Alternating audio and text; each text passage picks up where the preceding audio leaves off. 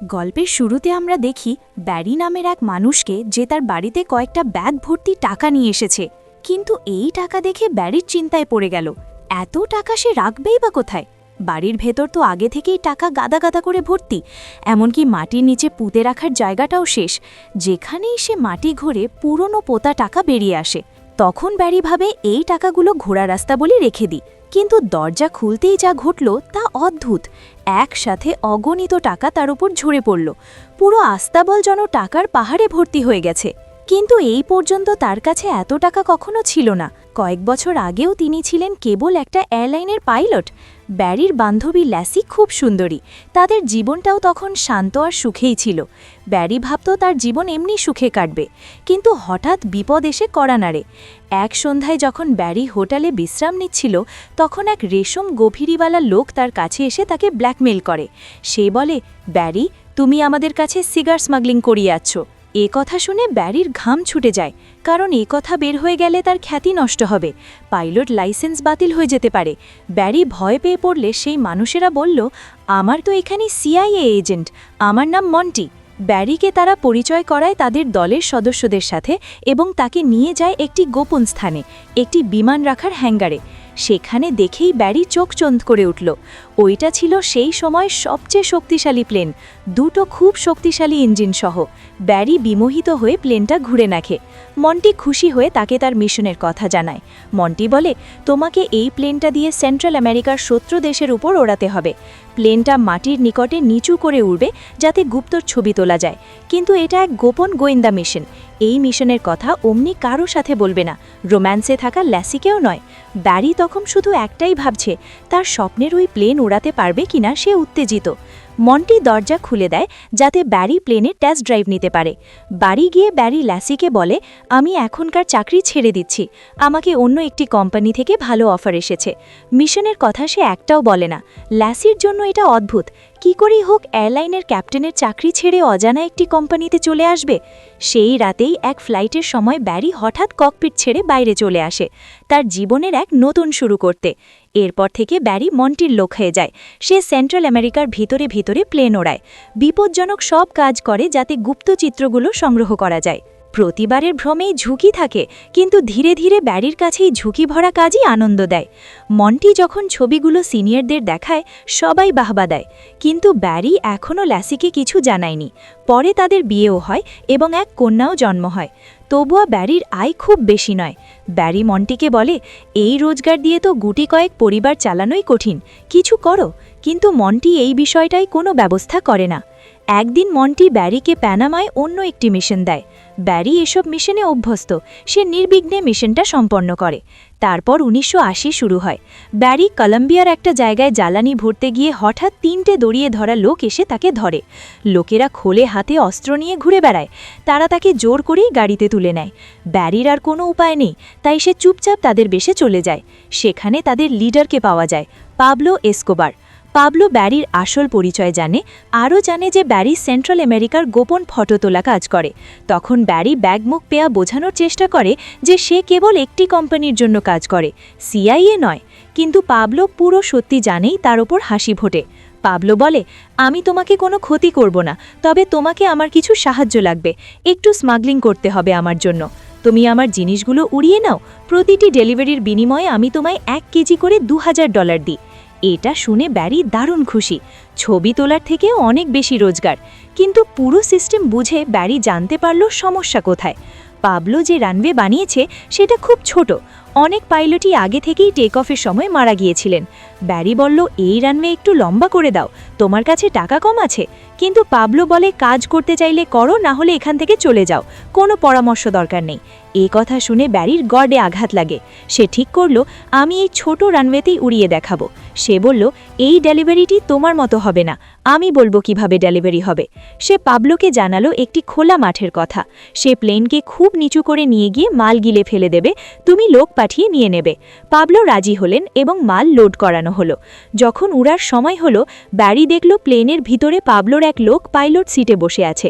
কিন্তু ব্যারি জানিয়েছিল প্লেনটাতে ইতিমধ্যেই প্রচুর মাল আছে, আর এতে বেশি ওজন থাকবে না, তাই ওই ব্যক্তিটাকে নামিয়ে দেওয়া হলো। তারপর ব্যারি রওনা দিল। পাবলো শুভেচ্ছা হিসেবে ব্যারিকে একটি ক্রিস উপহার দিল।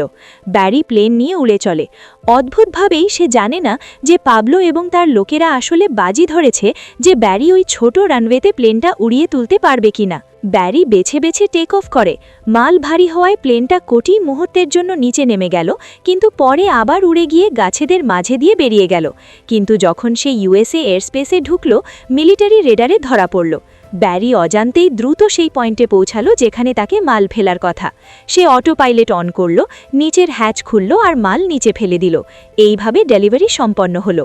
এরপর যখন ব্যারি কলম্বিয়ায় ফিরে এলো, পাবলো ও তার ভাইয়েরা একটি স্বাগতম পার্টি দিল এবং ব্যারিকে তার উপার্জিত টাকায় ভরা ব্যাগটা দিল। কিন্তু ঠিক তখনই কিছু মিলিটারি আসে এবং পাবলোর বাড়ি তাকে ঘিরে দেয়। পাবলো ব্যারিকে বলে, তুমি ভিতরে থাকো, আমি বাইরে গিয়ে পরিস্থিতি সামলাবো। ব্যারি কখনো খোলা গোলাগুলির মধ্যে পড়েনি, তার ভয় বাড়তে থাকে।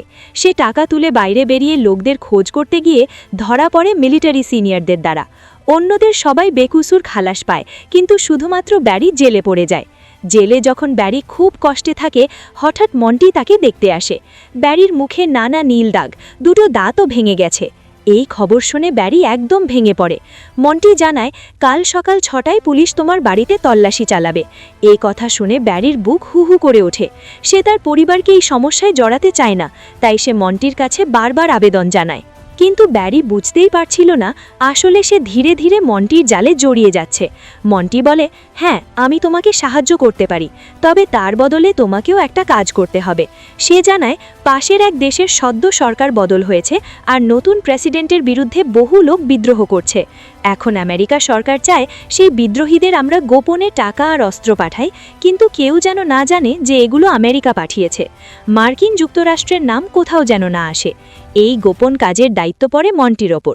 এখন মন্টির হাতে একজন দক্ষ পাইলটও আছে, ব্যারি। মন্টি ব্যারিকে বলে, তোমার ক্রিমিনাল রেকর্ড আমি মুছে দিতে পারবো, তবে একটা উপায় আছে, তুমি তোমার পরিবার সহ বাড়ি বদলে ফেলো। একটা ছোট শহর আছে, নাম মিনা, ওখানে গিয়ে আমার সঙ্গে দেখা করো। ব্যারির সামনে আর কোনো পথ ছিল না, তাই সে বাড়ি ফিরে যায়। স্ত্রী ল্যাসি আর মেয়েকে ডেকে বলে, তোমরা তাড়াতাড়ি ব্যাগ গোছাও, আমাদের এক্ষুনি এখান থেকে বেরোতে হবে। ব্যারির আচরণে ল্যাসি সন্দেহ হয়। সে বারবার জানতে চায় এসব কি হচ্ছে, কিন্তু ব্যারি তখন কিছুও বোঝানোর অবস্থায় ছিল না। সে শুধু বলল, আমার ওপর ভরসা রাখো। ভোর হতেই পুরো পরিবার সব জিনিস গুছিয়ে জায়গাটা ছেড়ে দেয়। 3 জন এসে পৌঁছায় মিনা নামে একটি ছোট্ট শহরে, যেখানে মাত্র 2000 লোকের বাস। ওরা পৌঁছায় এক ভাঙাচোরা বাড়িতে, যেখানে মন্টি তাদের থাকার বন্দোবস্ত করে রেখেছিল। ঠিক তখনই মন্টিও সেখানে পৌঁছে যায়। ব্যারি বাইরে বেরিয়ে তার সঙ্গে দেখা করে। মন্টি ব্যারিকে একটা চমকপ্রদ উপহার দেয়, প্রায় 2000 একর জুড়ে একটা বিশাল এয়ারস্ট্রিপ। মন্টি বলে, এখন থেকে এই জায়গাটা পুরো তোমার। ব্যারি চোখে বিশ্বাস করতে পারে না। সে চারপাশে তাকিয়ে দেখে সব কিছু তার, অথচ কিছুদিন আগেই মন্টি তার মাইনে পর্যন্ত বাড়ায়নি। তারপর মন্টি একটা কাঠের বাক্স খুলে দেখায়, ভেতরে ভর্তি AK-47 রাইফেল। মন্টি বলে, তোমার কাজ হলো এই অস্ত্রগুলো ওই দেশে পৌঁছে দেওয়া। মন্টি ব্যারিকে একটা মানচিত্র দেয়, যেখানে দেখানো আছে কোথায় কোথায় সেনা মোতায়েন আছে আর কোন রাস্তা দিয়ে গেলে ধরা পড়বে না। মন্টি আরও টাকার ব্যাগ দেয়, যে টাকাগুলো মিলিটারি পাবলোর বাড়ি থেকে জব্দ করেছিল। এখন আর ব্যারি না বলার কোনো কারণ নেই। সে বুঝে যায় এবার ল্যাসিকে সব খুলে বলার সময় এসেছে। ল্যাসি ভীষণ রেগে যায়, কারণ ব্যারি তাকে শহর থেকে এনে এই ছোট্ট গ্রামে ফেলে দিয়েছে। এখানে না আছে টিভি, না ওয়াশিং মেশিন। সে বলে, এভাবে মেয়েকে মানুষ করব কি করে? তখন ব্যারি ব্যাগ খুলে টাকাগুলো দেখায়, হেসে বলে, এতেই আসবে ওয়াশিং মেশিন, চাইলে আরও কিছু কিনে ফেলো। সে মেঝেতে নোট ছড়িয়ে বলে, এই টাকায় আমরা সব কিছু করতে পারবো। এই কথা শুনে ল্যাসি চুপ হয়ে যায়। এভাবেই 1981 সাল শুরু হয়। ব্যারি অস্ত্র পরিবহন শুরু করে। অস্ত্র ভরা ব্যাগ নিয়ে সে নিকারাগুয়া দেশে পৌঁছায়। তার মনে হয় ওরা তাকে খুশি মনে স্বাগতম জানাবে, কিন্তু পৌঁছেই দেখে ওরা আসলে অস্ত্রে তেমন আগ্রহী নয়, বরং তারা ব্যারির সানগ্লাস আর জুতো ছিনিয়ে নেয়। ব্যারি রেগে গিয়ে সঙ্গে সঙ্গে মন্টিকে ফোন করে সব জানায়, কিন্তু মন্টি ঠান্ডা গলায় বলে, তোমার কাজ হলো অস্ত্র পৌঁছে দেওয়া। কে নিল না সেটা তোমার মাথা ব্যথা নয়। বাধ্য হয়ে সে আবার ডেলিভারিতে যায়, তবে এবার নিজের সুরক্ষার জন্য সঙ্গে নেয় একটা বেসবল ব্যাট। যদি কেউ এগোয় মাথা ভেঙে দেবে। সে গম্ভীর গলায় বলে, চুপচাপ বন্দুকগুলো নাও আর এখান থেকে বেরিয়ে যাও।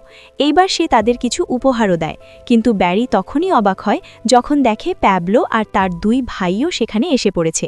তারা মারামারি করতে আসেনি, বরং জানায় এই বিদ্রোহের নাটক আমরাই সাজিয়েছি, যাতে আমেরিকার সাহায্য পাওয়া যায়।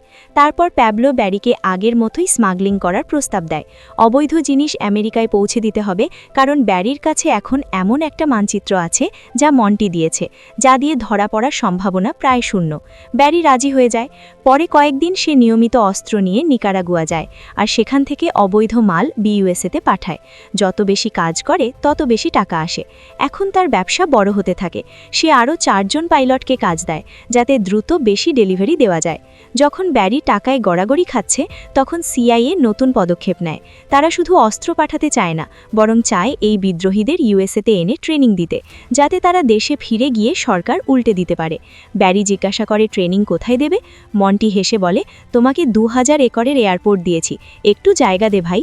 ব্যারি তাতে কিছুই এসে যায় না। যেখানে এসে অবৈধ মাল নামাচ্ছে, এখন সেখানে শুধু মানুষ নামানো হবে। কিন্তু সবকিছু যেমন সিআইএ ভেবেছিল তেমন হলো না।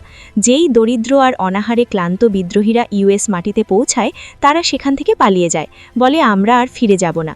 তবুও ব্যারি তাতে কোনো পরোয়া নেই। কিন্তু এরপরই তার সামনে আসে সবচেয়ে বড় সমস্যা, অতিরিক্ত টাকা। কিন্তু এখন সমস্যা হলো, ওই সব টাকা তো সে ব্যাংকে জমা করতে পারবে। মানুষ জিজ্ঞাসা করবে এই টাকা কোথা থেকে এলো। তাই সে সামান্য কিছু টাকা ব্যাংকে রাখলো, আর বাকিটা দিয়ে শুরু করলো বিলাসবহুল জীবন। পুরো শহরের মানুষকে সে বেসবল ম্যাচের টিকিট উপহার দিল। স্ত্রী লুসির জন্য কিনে দিল একদম নতুন গাড়ি, আর পুরো বাড়িটাই নতুন করে সাজিয়ে ফেলল। কিন্তু যত টাকা সে খরচ করত, তার দ্বিগুণ টাকা আবার তার হাতে চলে আসত। এখন টাকাগুলো লুকাতে ব্যারি অনেকগুলো ভুয়ো কোম্পানি খুলল, এবং শহরের মানুষদের অকারণে সেখানে চাকরি দিল। বাড়ির প্রতিটা কোণে টাকা লুকিয়ে রাখল, এমনকি কিছু টাকা বাড়ির পেছনেও পুঁতে রাখল। ব্যারি এখন রাজাদের মতো জীবন কাটাচ্ছিল। কিন্তু একদিন লুসির বখাটে ভাই হঠাৎ দেখা করতে এলো। সে কিছু টাকা ধার চাইল। ব্যারি না করেনি, সে যত তাড়াতাড়ি সম্ভব তাকে বিদায় করতে চাইছিল। কিন্তু লুসি বলল, না, ওকে ফ্রিতে খাওয়াবি না, কোনো কাজ দে। তাই ব্যারি বাধ্য হয়ে ওকে প্লেন হ্যাঙ্গারে পরিষ্কারের কাজে লাগিয়ে দিল। এখন গল্পটা আবার ফিরে এলো শুরুতে। ব্যারি নিজের বাড়িতে টাকাগুলো লুকাচ্ছে। গোয়াল ঘরে ছড়িয়ে থাকা নোট সরাতে সরাতে সে দেখে লুসির ভাই জেবি একটা নতুন গাড়ি আর তার প্রেমিকাকে নিয়ে সেখানে হাজির। লুসি ভীষণ রেগে গেল যখন জানল তার ভাই কাজ না করে চুরি করা টাকায় ঘুরে বেড়াচ্ছে। ব্যারি প্রশ্ন করল, এই টাকা কোথা থেকে পেলি? জেবি বলল, আমি পরিষ্কার করতে গিয়ে এক ব্যাগ পেয়েছি যেটা টাকায় ভরা ছিল। এই শুনে ব্যারির মাথা গরম হয়ে গেল, কিন্তু সে কিছু করল না। তবে এরপর থেকে ব্যারি দিন দিন অসাবধান হয়ে পড়ল। 2 বছর পর পুলিশের নজর পড়ল তার উপর। ডিইএ মানে ড্রাগ এনফোর্সমেন্ট এজেন্সি তার পেছনে ফাঁদ পাতল। কিন্তু ব্যারি বিমান চালনায় পাকা ছিল। সে জানত ডিইএর প্লেনগুলো দ্রুত হলেও তাদের ফিউয়েল ক্যাপাসিটি কম। তাই সে পুরো রাত সমুদ্রের উপর চক্কর কাটতে থাকল, যতক্ষণ না পুলিশের প্লেনের তেল শেষ হয়। কিন্তু এখন শুধু ডিইএ নয়, এফবিআইও তার পেছনে লেগে গেল। এত টাকা আসছে ব্যারির কাছে যে সেটা লুকানো আর সম্ভব হচ্ছিল না। এফবিআই এজেন্টরা যখন তার শহরে এলো, তারা অবাক।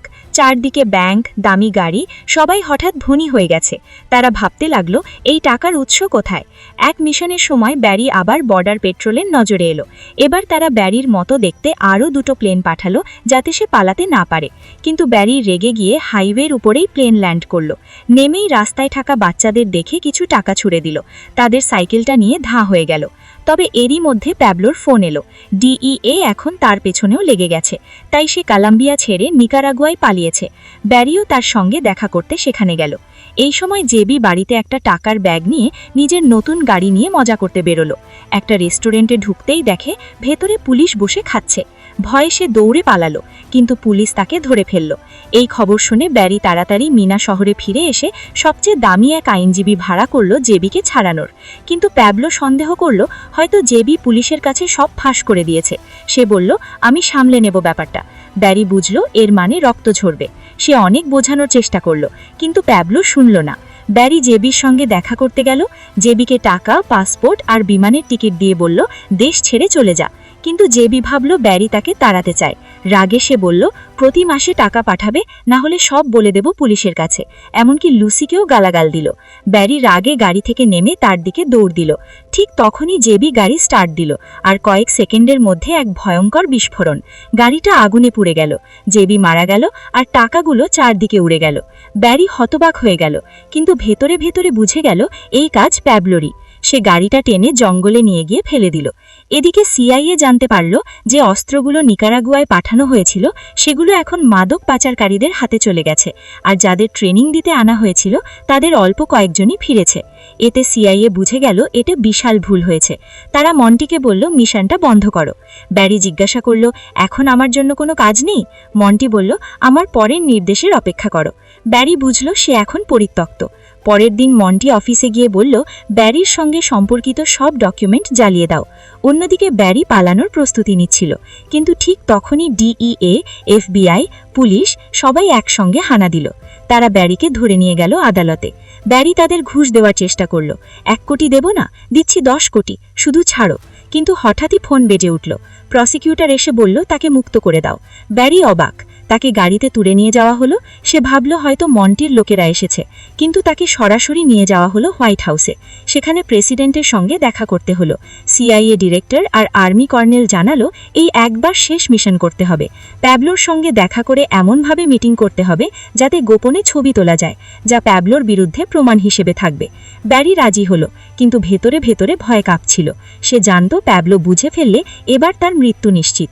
ব্যারি তার পরিবারকে বিদায় জানিয়ে উড়াল দিল নিকারাগুয়ার দিকে। বৃষ্টিতে ঝড় পাড়ি দিল গন্তব্যে। দরজা খুলতেই সৈনিকরা বন্দুক তাক করল। প্যাবলো এসে বলল, একে গুলি করো, কিন্তু হঠাৎ হাসতে শুরু করল। এটাই ছিল তার রসকতা। ব্যারি স্বস্তির নিঃশ্বাস ফেলল আর চুপি চুপি প্যাবলোর ছবি তুলল গোপন ক্যামেরায়। এবার সিআইএর হাতে পাকা প্রমাণ এলো। সবাই পার্টি করল। ব্যারি মিশন শেষ করল। কিন্তু কিছুদিন পর টিভিতে সরকার ব্যারির মুখ দেখিয়ে দিল। প্যাবলো দেখল আর বুঝে গেল ব্যারি তাকে প্রতারণা করেছে। ফলাফল ভয়ঙ্কর। প্যাবলো প্রতিশোধের আদেশ দিল। এদিকে সরকারও ব্যারির বিরুদ্ধে মুখ ফিরিয়ে নিল। তার বিরুদ্ধে স্মাগলিংয়ের অভিযোগ আনা হলো। সব সম্পত্তি ব্যারিয়াপ্ত করা হলো। শেষ রাতে ব্যারি নিজের স্ত্রী লুসিকে বলল, সব গয়না পরে নাও, এখান থেকে চলে যাও, যা পড়া আছে তা ওরা নিতে পারবে না। লুসি কাঁদতে কাঁদতে রাজি হলো, কারণ সন্তানের ভবিষ্যৎ বাঁচানো দরকার। পরের দিন এফবিআই ব্যারির ঘর তছনছ করে দিল। সব হারিয়ে ব্যারি নিঃস্ব হয়ে গেল। ধীরে ধীরে মামলা শান্ত হলো, কিন্তু সে জানত প্যাবলো তাকে ছাড়বে না। প্রতিদিন রাতে সে হোটেল পল্টাতো, লুকিয়ে থাকত, কিন্তু একদিন গাড়ির ভেতরেই এক আততায়ী গুলি চালায়। ব্যারির মৃত্যু হয়। তুমি কি মনে করো ব্যারির এই পরিণতি কি প্রাপ্য ছিল? কমেন্টে জানাও।